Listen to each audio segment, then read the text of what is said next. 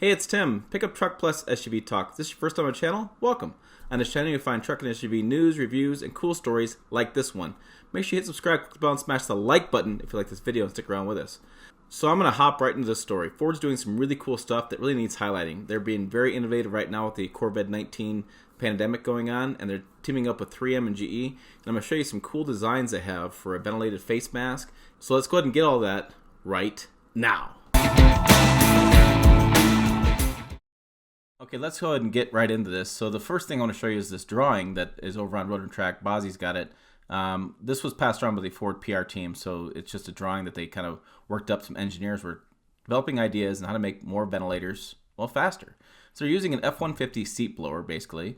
They're going to power it with like a DeWalt portable battery, plug it all in, and then they can speed up the production of ventilators. So Bozzy goes on to say a little bit more information. This is from the front seat assembly at F-150, so it's a ventilated seat option. The motors are compact to run on 12 volts in the car, so they can be used with a battery pack, like I said, a DeWalt. Now, you may be wondering why they don't use other blower motors. I mean, trucks have them. You have a heater blower, you have different heated seats, things and of that nature. And so it would seem like those other motors could work fine. However, it's an issue of airflow. So the motor inside produces 6.7 to 7.8 cubic feet per minute. That is this setting on the 3M's system. Now that makes the seat blower a very close match. Other ones, like the other seat blowers, can produce as much as 14 to 19 CFMs of airflow. The other reason is that the units for this heated or ventilated seats are smaller. Seat blowers are usually 3x3 or 4x4. A primary HVAC blower is often 6x6 and over 6 inches tall. So the seat ventilator is the right choice. So on the battery, it's going to be something like a DeWalt. Now that's rated at 2.4 amp hours, gives an estimate of runtime. If you take 2.4 amps divided by 0.5 amps, give you a rough time a little under 5 hours. However, if you run about halfway speed, you have more extension. You get 10 hours, and it just depends how much you're going to use them. And plus, what's cool with those DeWalts is, if you use tools at all, you just undo them, throw them in a charger, and they charge up pretty quickly. And so that'll go in the face mask, and you can see in this face mask down below will be the ventilator motor. And then it's off-the-shelf parts. It's really nice, fast, easy to do. Now, one of the things that Bozzy did a great job on is he found that probably the supplier they're going to use is this Gentherm. This is who supplied parts for many Ford vehicles in the past and builds blowers for a variety of manufacturers. That means other manufacturers like the Jeep Grand Cherokee and other automotive manufacturers could potentially join Ford by providing manufacturing capability or supplying some of the parts off their shelves.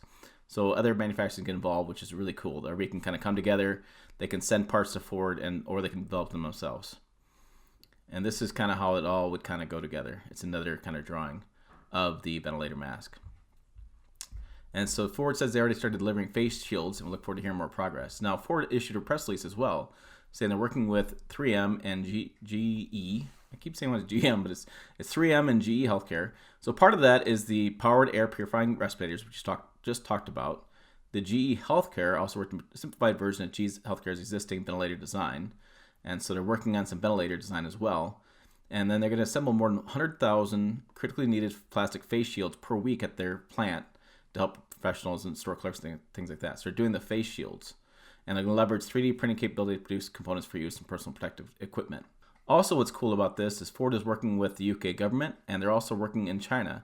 They have donated 10 specially equipped transit ambulance vans to hospitals in the, I'm going to say it incorrectly, I'm sorry, Wuhan province. And they're also reacquiring 165,000 respirators from China, originally sent by Ford to China earlier this year to help combat the virus. So they're going to bring those respirators back, and they're committed to securing more of these. They're committed to sending Henry Ford Health Systems 40,000 surgical masks while they locate additional supplies. So there you go. I hope you enjoyed that video as much as I did. Ford is doing some really cool stuff, and it's really worth mentioning. I know other OEMs are working on some stuff as well, but this is the first news I had, and I want to make sure I get the information out to you, because this is, like I said, I thought it was pretty damn cool. I think you will too. Go ahead and comment below your thoughts. Let me know what you're thinking.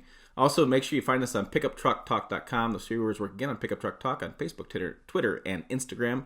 Trust me, we're there. I've done it. As always, thanks for watching. I'll see you down the road.